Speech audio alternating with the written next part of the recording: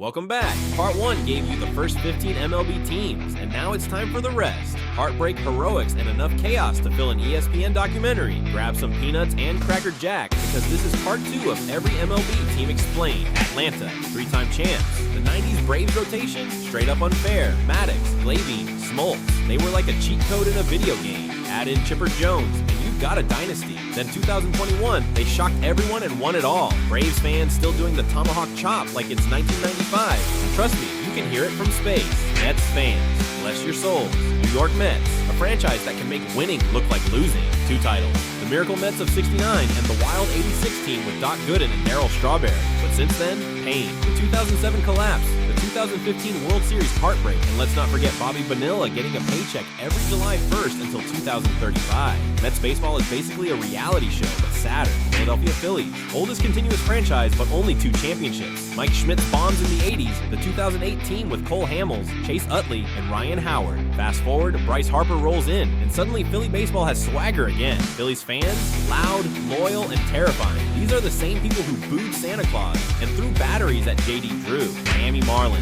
The Marlins are baseball's weird glitch. 2 World Series titles, 1997 and 2003. No, but here's the kicker. They've never won their division. 0 banners, but somehow rings. Then they tear it all down like they're running a clearance sale. Fans? Do they exist? Somewhere out there, maybe in hiding, still rocking those teal jerseys. Washington Nationals. Started as the Montreal Expos, a cult favorite team with Vlad Guerrero and those funky uniforms. Moved to DC in 2005, and after years of playoff choking, 2019 finally hit. Max Scherzer pitching with a busted neck. Juan Soto turning into a legend at 20. The twist? They let Bryce Harper walk, and the very next year, boom. Championship. Awkward. St. Louis Cardinals. The Cardinals are baseball's second empire. 11 championships. Legends like Stan Musial, Bob Gibson, and Albert Pujols. And trust me, their fans will remind you of it. They literally call themselves the best fans in baseball. Sometimes it feels less like baseball and more like a cult. But hey, when you win that much, maybe you earn a little smugness. Chicago Cubs. For over a century, the most cursed franchise. The Billy Goat curse. Steve Bartman in 2003. Heartbreak after heartbreak. But then,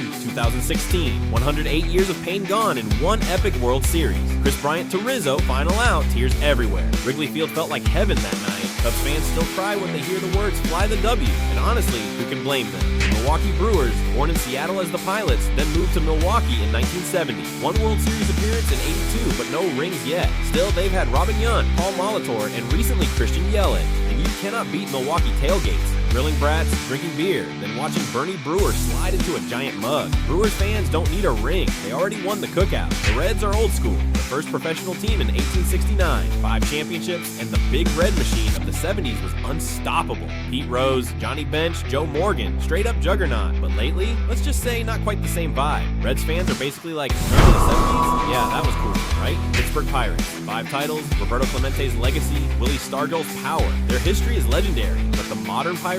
Decades of pain, ownership that won't spend a dime, and fans stuck with heartbreak. The 2013 wildcard blackout was electric, but since then, darkness. Pirates fans deserve therapy vouchers with their season tickets. Dodger Blue. From Brooklyn's Jackie Robinson breaking the color barrier in 1947 to LA's modern superstars. 7 championships, including the 2020 pandemic season. They've got insane payrolls, insane talent, and a fan base that casually rolls in during the 3rd inning and dips out in the 7th to beat traffic. Only in LA. The San Francisco Giants. 8 championships, legends like Willie Mays and Barry Bonds. And let's not forget their even-year dynasty. 2010, 2012, 2014. Madison Bumgarner basically turned into Superman every October. Giants fans are still salty about Bonds not being in the Hall of Fame. And honestly, they might have a point. The San Diego Padres never won a title, but they had Tony Gwynn, maybe the purest hitter ever. In recent years, they built a super team with Tatis Jr., Machado, Soto, and even signed Xander Bogaerts. Padres fans were like, this is our year.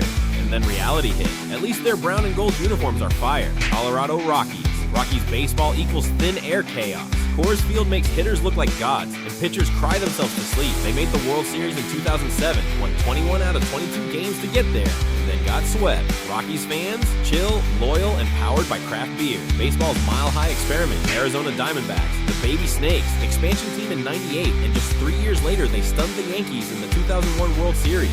Randy Johnson and Kurt Schilling were mowing people down. Recently, 2023 saw another Cinderella run to the Fall Classic. They might not win often, but when they do, it's pure chaos. there you have it, all 30 MLB teams explained across 2 parts. From dynasties like the Yankees and Dodgers to lovable disasters like the Mets and Rockies, baseball's got a little bit of everything. Like, subscribe and tell me which team deserves its own roast session. Peace out, baseball fam.